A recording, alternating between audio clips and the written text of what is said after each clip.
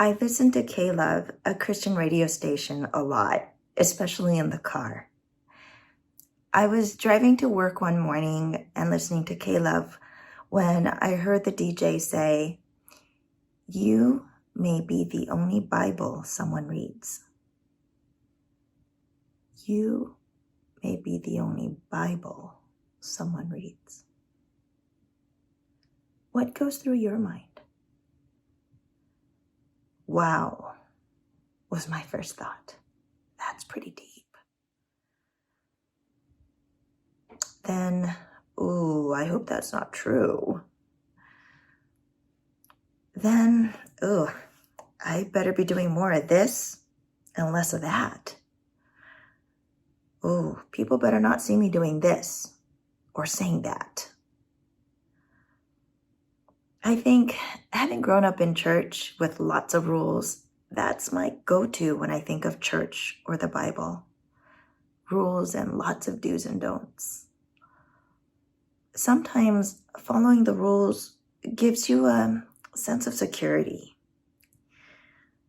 You are good because you're following the rules. You're earning your place in heaven. But if I was just an act, just following the rules to look good, how would I read? I would read like the Pharisees. Part of our social development is social awareness, the ability to read people. It starts early. As early as 9 months of age, babies start recognizing familiar versus unfamiliar. Stranger anxiety kicks in. They look to their parents for cues of whether or not this not so familiar person can be trusted or not. And as we get older, we develop a sense for ourselves to figure out if this not so familiar person is okay. Do I feel safe? Do they seem receptive to talking to me? A quick assessment of friend or foe. It's essential to survival. Reading people is a norm. And if that's the case, how will you read? Would you read like Leviticus with lots of rules? Will you read like Revelations with fire and brimstone? Or will you read like the Gospels, where love incarnate came and saved you?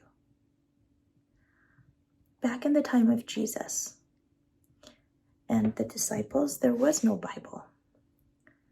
People were led to Jesus and followed him because of the way Jesus read to the people he came in contact with, and because of the way his followers read to the people they reached.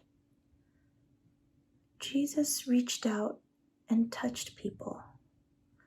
He met their needs physically and spiritually. He ate and hung out with them, all sorts of types of people. He was not a rule follower. He was a people lover. Jesus says in Matthew 22:37-40, "Love the Lord your God with all your heart and with all your soul and all your mind. This is the greatest and the most important commandment. The second most important commandment is like it. Love your neighbor as yourself." The whole law of Moses and the teachings of the prophets depend on these two commandments. Don't build walls of rules and barricade yourself in the false safety of the do's and don'ts, but reach out and touch people and meet their needs. Let people get close enough to read the real you. Everything comes down to loving God and loving others. That's the beginning and the end of our story, if you let it. Have a blessed day.